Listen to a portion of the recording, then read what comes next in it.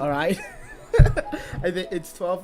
It's 12:01. I think we we can go ahead and just start getting started. Oh God, this is already going wrong. All right. Hi everyone. Okay. Today. Oh my God, I am not prepared to present it. No, it's fine. Okay, so I'm gonna be doing a presentation and talk with you all about the space program of the former Soviet Union. We're going to be just discussing its legacy, the accomplishments of the space program, as well as the legacy the program has left on space exploration and all that. All right. So, oh God, I'm so anxious. No, it's fine. This is gonna go about as well as any other of my streams, which is to say, very, very poorly. Okay, so this is gonna be our table of contents. I'm gonna just start off by giving a brief overview of historical and political context and the various factors that have influenced the Soviet program. We're gonna talk about the development of this program in its early years before the space race, as well as its structure. We're going to be talking about. I'm going to discuss the accomplishments of the program during the space race, as well as after the space race, and as well as just touching on its decline and legacy. Consta, Nikki, hi. Sorry, I'm kind of just. There's a lot going on, but this is gonna be our itinerary for today, and then maybe something unique will happen at the end of the stream. We'll see. Okay. So to start off, there are generally two main factors that have influenced the development of the Soviet space program. One was World War II and the Cold War, both the intense devastation the Union had faced during World War II, as well as the game of influence it was now locked in with America. The second factor was the socialist system and culture of the Soviet Union, both the early cultural movements that developed post-revolution, as well as things like cosmism and futurism, which had roots in Tsarist Russia, as well as things like socialist realism and the political and social culture that had developed in the Union during and following World War II. For the early space program, Americans had their Goddard, Russians had Tsilovatsky. He was an influential rocket scientist during the Russian Empire and early Soviet period, whose developments contributed a lot to the development of the space program. However, most of the developments were born out of World War II, both rocketry military developments, as well as the scramble for German schematics and personnel done by both the Allies and the Soviets, with both seeking to seize knowledge on things like the German V2 rockets, as well as personnel they viewed as rehabilitatable. And of course, the post-war nuclear arms race that developed during World War II. I feel like I'm kind of going fast through this, but it's fine. This is gonna go well. Yeah, so here's Konstantin Tsilovatsky, like I mentioned. Okay. I read a book by the Soviet guy who went to Germany to get all the things related. Yeah, both the Soviets and the Americans tried to seize on the German advanced rocketry advancements during World War II. I'm sure you've heard of Werner von Braun. He was a Nazi rocket scientist who helped develop, who was a founding member of NASA and helped develop the early American space program. Like things like Operation Paperclip. Both sides did it, though how both sides treated the German scientists they seized, that's kind of a different topic. One I'm not gonna get into this moment because I don't think it's all that pertinent to what we're discussing today. Now, for the structure of the space program was actually very unique because unlike America and the U.S., there wasn't a single government organization or agency that you could point to as the Soviet space program. Rather, it was multiple military design bureaus that competed with each other in internal competition. And of course, another aspect was that there was no real separation between the military and civilian aspects of the program. Both of them were covered by, the rockets and such had been developed by the military bureaus, and even if they were used for civilian purposes, they were still, of course, developed by the Ministry of Defense and the various agencies. Okay. Now, onto the space race. It was a scientific competition, but it was primarily ideological. Achievements in space bolstered one's influence and legitimacy. It showed that you had power and that your system and ideology was better than your rival. It was won by the Americans in the sense that they had won the moon race, but that looks of it in the context of Cold War achievements and, of course, from an American's perspective of, oh, we set out to do this one goal that we had set, so we won the space race. But I think if we look at it from a view of scientific achievements, who contributed the most, because the Soviets had many early advancements that we're going to be talking a lot about, and it showed that they too could advance in space. And God, I should have planned this more out, but no, but ultimately it was kind of just an arbitrary goal, an arbitrary contest. This is just kind of my view, but I think the real victor of the space race, even though it was in the context of the Cold War, and we almost annihilated ourselves multiple times, the real victors were still humanity for opening up the cosmos. Now let's look at the various programs. First was the Sputnik program. Sputnik 1 was what kickstarted the space race.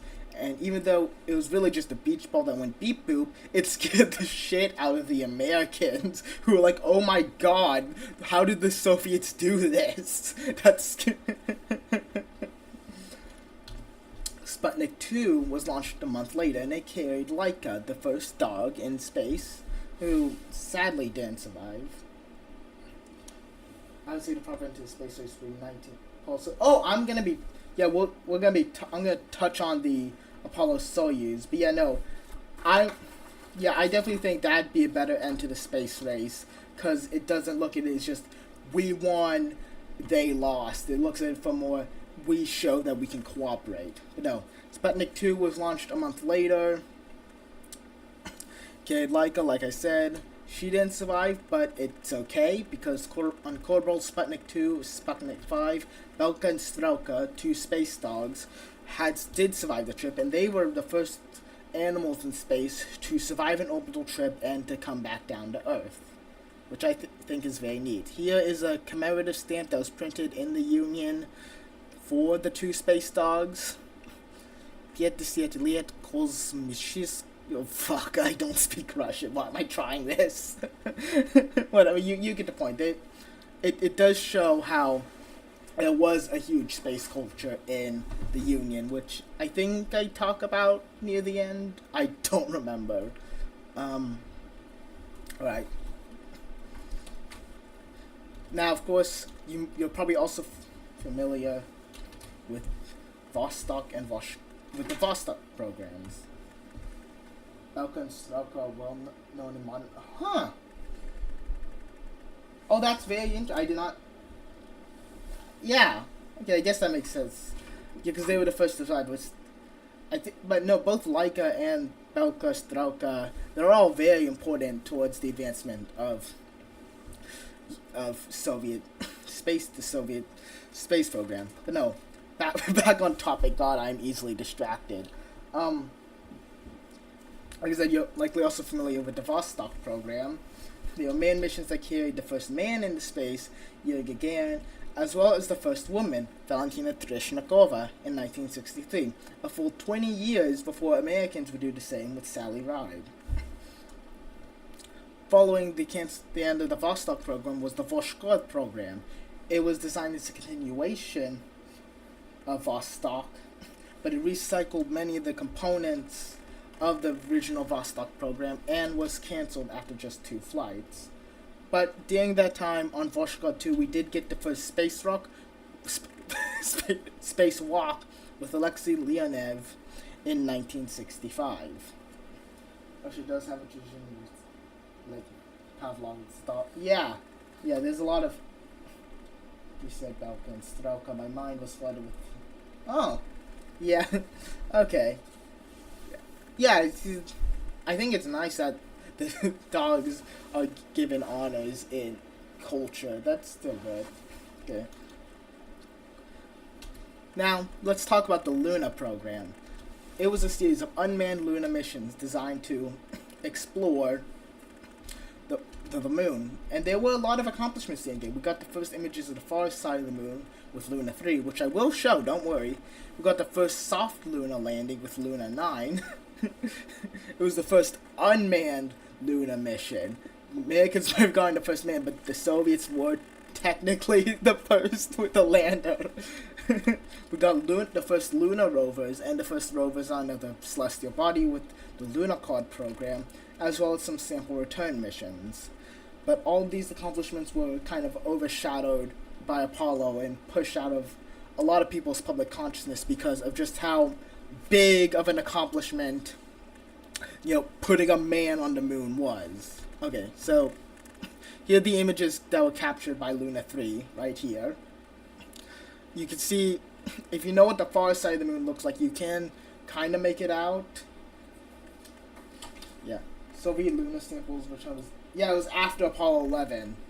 The fun fact, around the same time as Apollo 11, there was the Luna 15 mission, which tried to beat the Americans to do sample return, but it crashed. It crashed, and then it was covered up shortly after.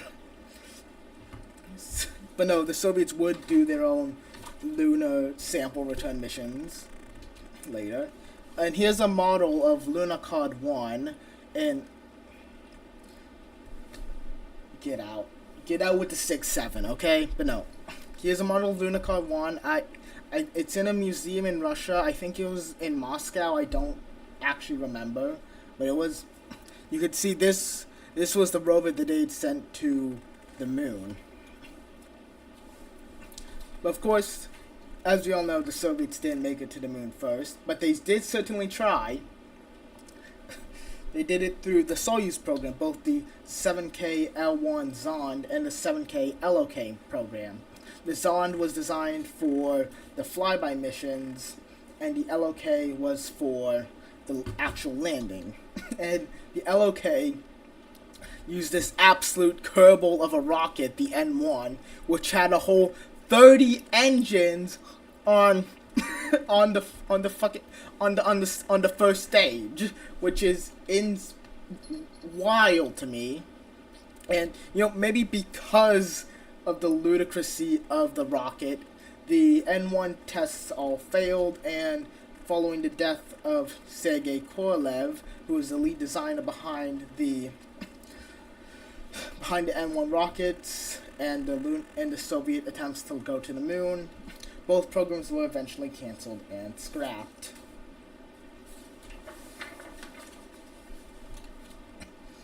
It's a Kerbal veteran I approve. Yeah, hey, should I do a Kerbal Space Program stream where we rebuild the N1, make it work? My Starship showed you can run 30 plus engines, but requires modded. Yeah, the Soviets would kind of limit. Oh, hold up. Soviets were kind of limited by the technology of their time. Yeah. Okay.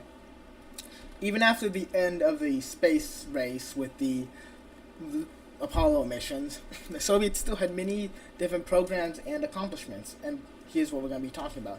We're going to look at the Mars program, the Venera program, the Salyut and Mir space stations, and the Apollo-Soyuz mission.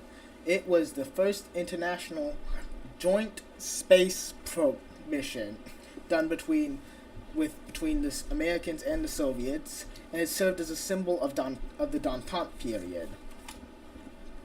And it would also set a precedence for cooperation within space. Now, the Mars program, it was mostly a failure. None of the rockets really worked or got to Mars. The closest was the Mars 3 lander, which had managed to land, and it had a rover, and it would have been the first to deploy a rover on Mars, but the rover failed to deploy properly, so it didn't really work. And there was also missions to the Mars's moon of Phobos, with Phobos 2. The orbiter part was successful, but the lander couldn't deploy properly, and so it was just an orbiter that was able to just go around Phobos. God. I need to slow down. Okay. Okay. Okay, I really do need to just slow down a bit.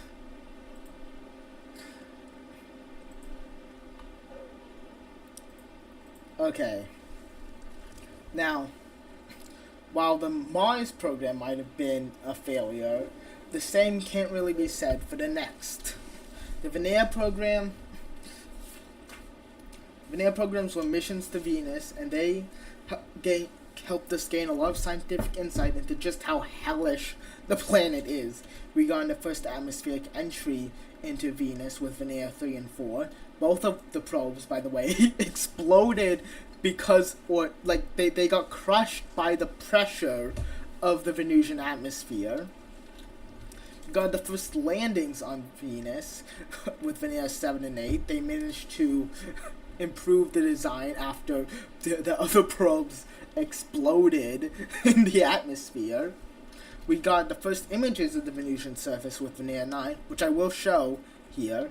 And we also got the audio recordings with Veneer 13 and 14, which I will play right here.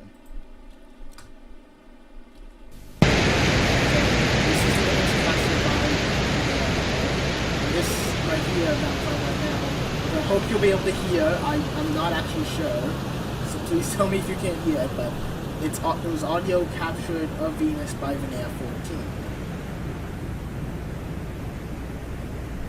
It's very wild to hear that we managed to get this. Ow! Oh my gosh. Oh, definitely. Sorry. Oh, thanks Matt for subscribing.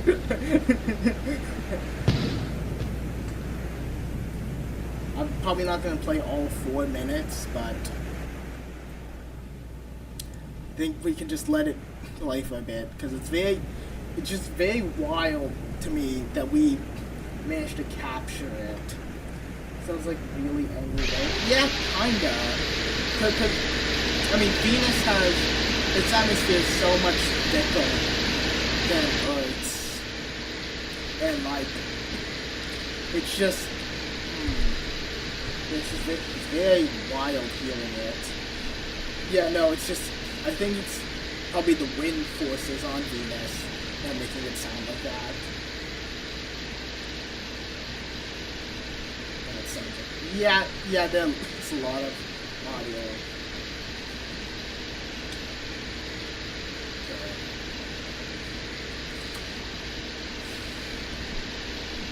Yeah, it's just genuinely so interesting to hear that we managed to capture the audio of another planet.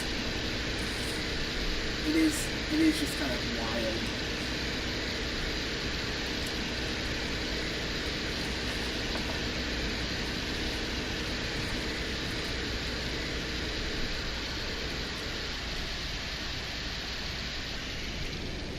When will the first manned mission to land into Venus be?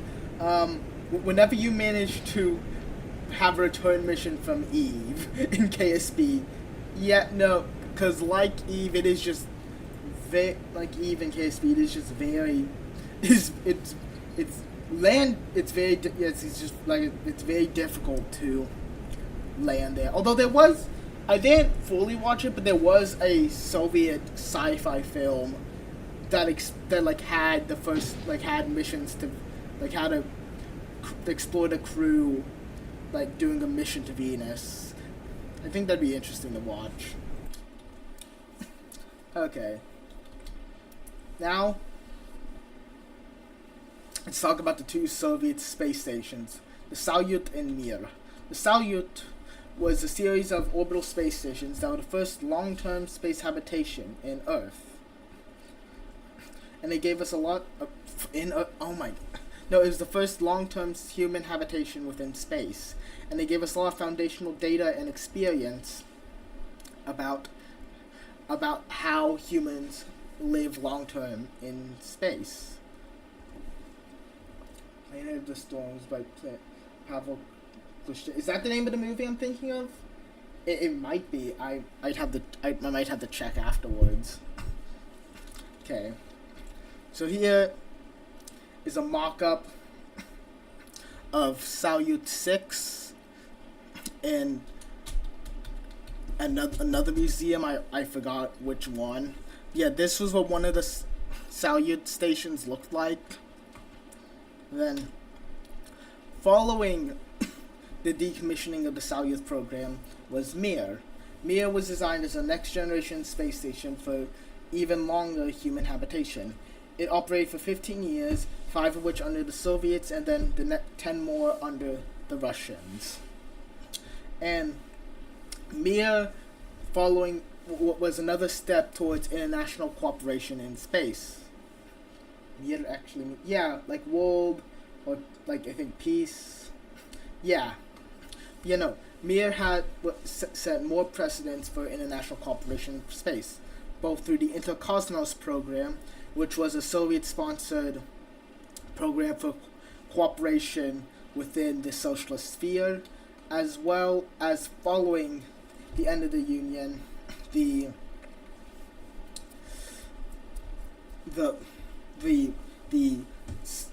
space shuttle Mir program, and that's how we got this image of Mir captured from the space shuttle Endeavour.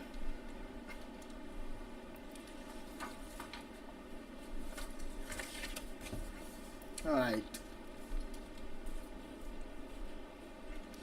Now, let's look at the end of the program. It stayed strong until the end of the Union, as we saw with like the Venera's missions and the Mir space station. But unfortunately, obviously, we can't have a space program for a country that no longer exists. And following the dissolution of the Soviet Union, the majority of the space infrastructure was absorbed by the Russian space agency Roscosmos. Though, not all of it, because there was, for example, the Baikonur Cosmodrome, which was where all the launches had taken place, was in the newly independent Kazakhstan. And it led to Sergei Krikalev being stranded on the Mir space station for way longer than he should have been because of the political situation down on Earth. And of course, the space program left a major impact on the development of space, both through the scientific accomplishments that they had achieved, which we've talked about the whole time, as well as the legacy of competition and cooperation. Starting in 1975, a lot of funding was sunk into the Berlin program, did I miss that? Hold on. Let me Google that real quick. Program. Oh yeah, spaceplane research. Yeah. Yeah, no. Maybe I should have touched on that. Dang it, I missed the dang. Whatever. It's fine. Okay. Yeah. Legacy of both the competition in the space race as well as helping set the precedents for international cooperation.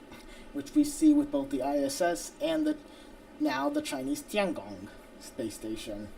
It's all very interesting stuff, and we can see like just how much of an impact the Soviets have had on the development of space.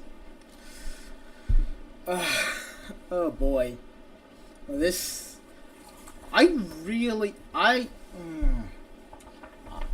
this happened with the last live lecture I did too. It was very much rushed through. I'm gonna be honest.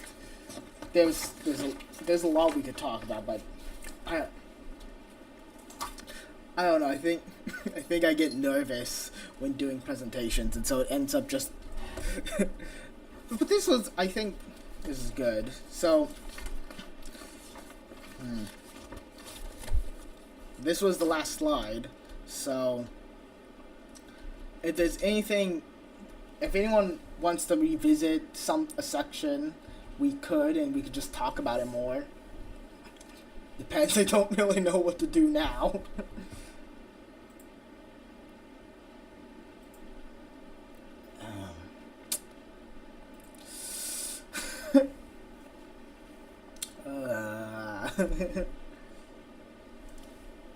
Ooh, there's a story about Apollo Soyuz. Interesting. Yeah, let's discuss.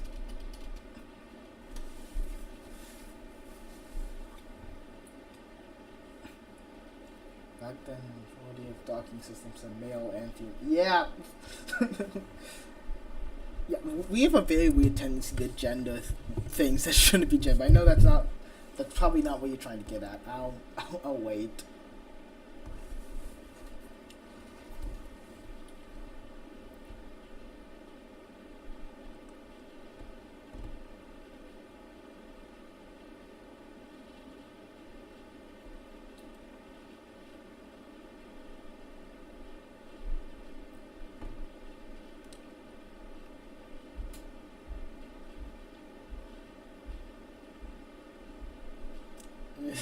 I don't really have anything to talk about now. Curse me for. Okay. Yeah, that would be a concern. Because gotta make sure that the ships are able to actually properly dock. Because otherwise, which is a challenge, because they were. And so was androgynous docking. Yeah, just the. That actually, yeah, because both crafts were developed by two different programs, so yeah, it makes sense they need to figure out some kind of special docking system. I think you can actually kind of see it here in this image, because this part right here, or not image or painting, but this part right here isn't normally on the Apollo capsules. So yeah, very interesting.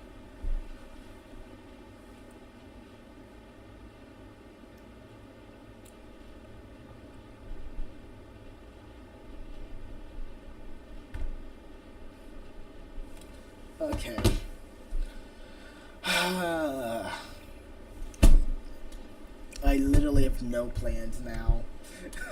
Other than the fact that I'm going to be going on to Z-Stream in about half an hour. I don't really know what to do until then. Need the stream case. It take a while to pull up though. Maybe we can set aside time for KSP stream later down the road, but I can't really pull it up right now. Although yeah, let's talk about we could do a KSP stream. Probably best. Yeah, obviously later. Probably best would be. I probably would want to play it unmodded. Well, I don't know. I haven't played it in so long, so yeah, probably just if I do stream KSB, just an unmodded stream just to. Yeah. Even now, docking systems are Dragon Chinese food. Oh, that's very interesting. I did not know that. Oh yeah. Yes. See, the Soviets have left a huge legacy on space travel because because yeah, I read about that briefly. I should have mentioned it. All the technological developments from the Soviets have now influenced the Chinese space program.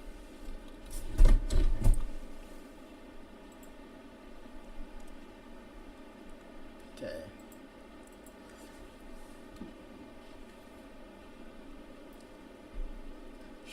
Show my some of your rocket zones. Yeah, sure. We can do that. We'll see. But God, okay, third time's charm. Whenever I do my third lecture, it's not gonna be so rushed through. No, because I mean, this topic was kind of just like, oh my God, wait, I want to talk about this. Let's very quickly make a presentation and such, and Soviets have spacesuits ready for the moon. Well, I think they did, because they did have. I'd imagine the Soviets probably were working on extravehicular space suits for moon missions, because they did, like I mentioned, they did do spacewalks, so they had suits. Let's see. Yeah, Union did design spacesuits for the moon. Never. Yeah.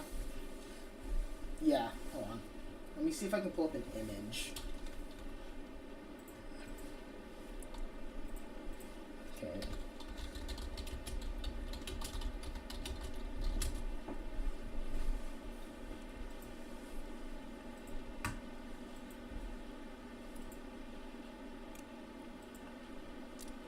Okay, hold up.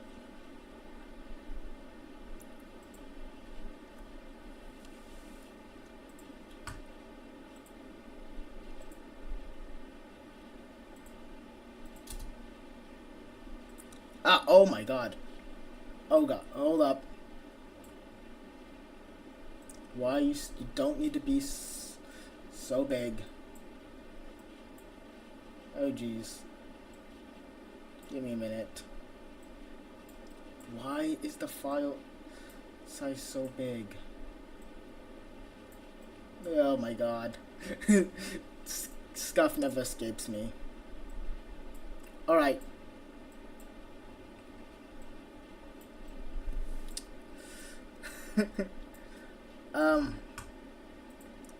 Yeah, here is the thing. Pretty sure. Yeah, this was the Soviet designed spacesuit for their planned lunar expeditions, but obviously, yeah, it never got any use. Okay. Ugh, now I have to add image credit to, because I used it in stream. Hold up.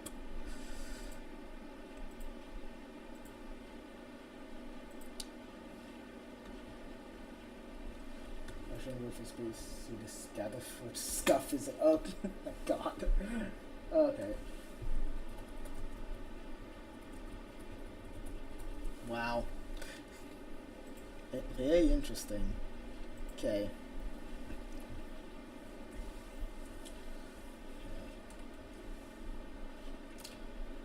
Put in this image credit.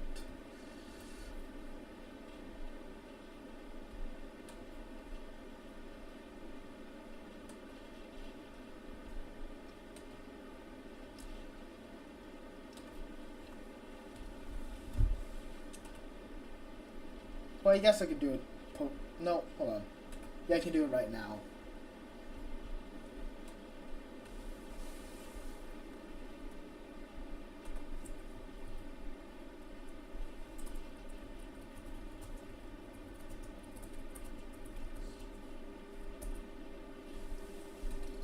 Okay, there we go.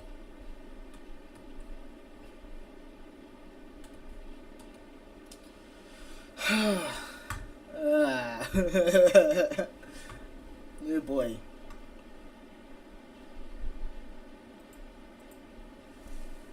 Well,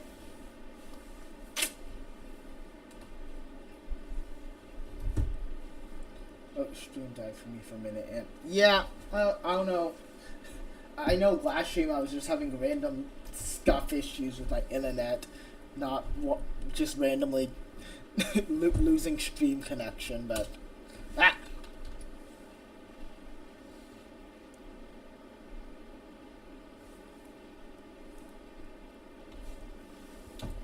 Okay. Well, any plans for future streams? Well, oh my god. Oh shoot, dang it! Ow, my, Of course I did that. Of course. I'm gonna turn this off real quick so I don't dox myself.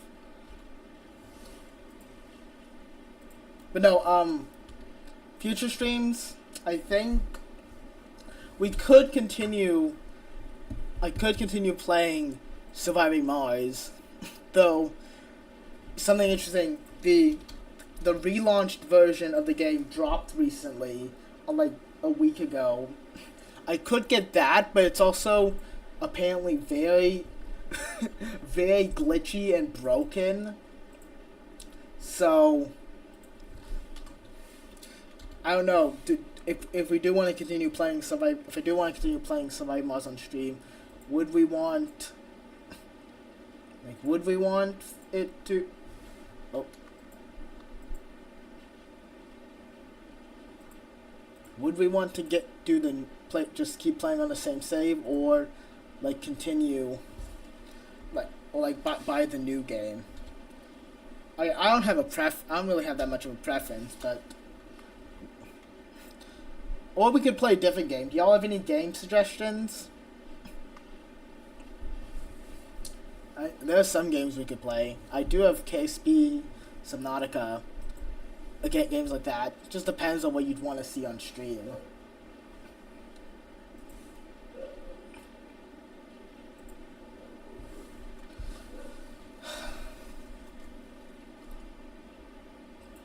So, just let me know in chat or in the comments if there are any games you want me to play.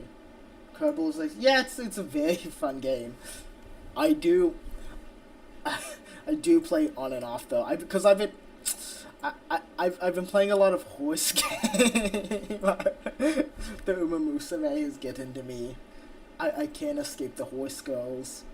I can't. It's not possible. Not physically possible for me. KSP, Sonata, Metro, Surviving Mars. Yeah, we'll just see. Horse game addiction.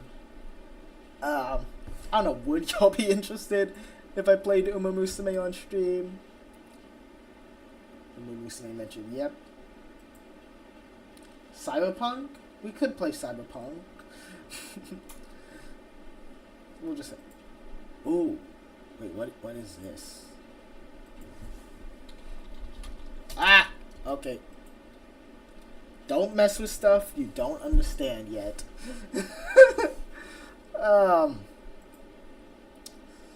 Okay. Yeah. God, my throat is just very dry, kind of.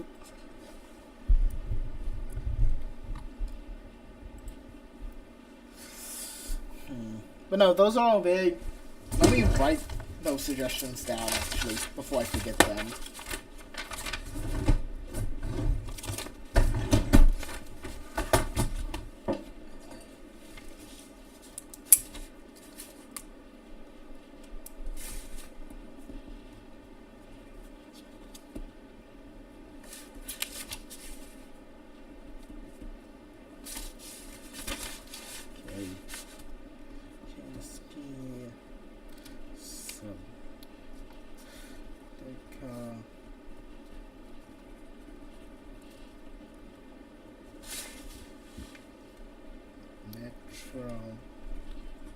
Horse game.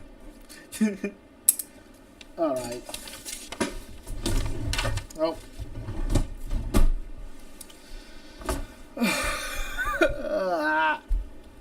This was about the length of my... We're like approaching the length of my first lecture stream. It was like 40 something minutes. Yeah.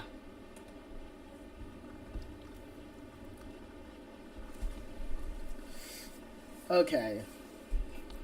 Hmm. I think because we finished talking about kind of everything. Not sure if there's much. Ah. It's kind of my fault. I, I keep saying I speed through these presentations so quickly, part because of anxiety. Talk about the special pin Soviets and genius so good. That was actually okay. So the common story is that um, the Americans spent a lot of money trying to develop a pen to work in space, while the Soviets just used a pencil. Like that was, yeah, it was the like there's talking about how America, but no like the pencil thing is actually it's actually kind of dangerous to use a pencil in space because the graphite would like as you write it would create little chunks which could pose a threat to spacecraft interiors, which is why developing a pen to be able to work in space would be so important.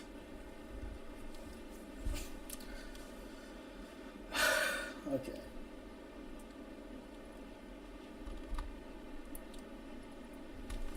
Yeah, it was the U.S., not the Soviets.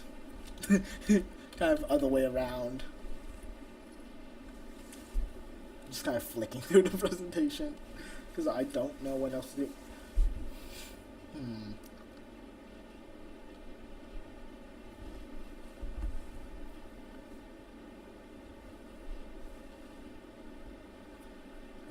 Okay. Hmm. Well, I think unless any of y'all want me to explore any of the topics here more, I think we're gonna. I think I'm gonna probably wrap up, and so that but then it's okay. I'm not gonna be gone yet. Just go to Z's channel, which I might actually probably should link in the description, and then just just walk, go there because I'll be joining on soon. Okay, hold up.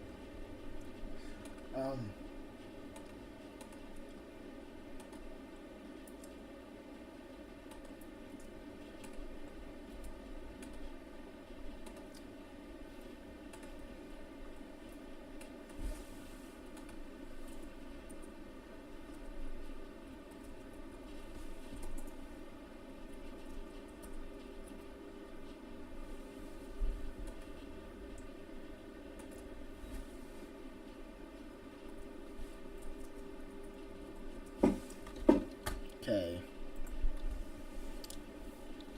Yeah.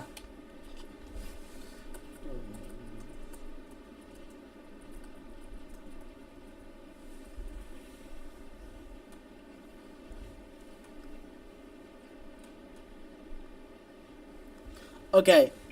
So this is where my stream is gonna wrap up for now, but please join me join me on Z's stream soon when I'll be there. Okay. Think that's all for now. Oh God, this I can't do. Okay, bye. Bye. Bye. Bye.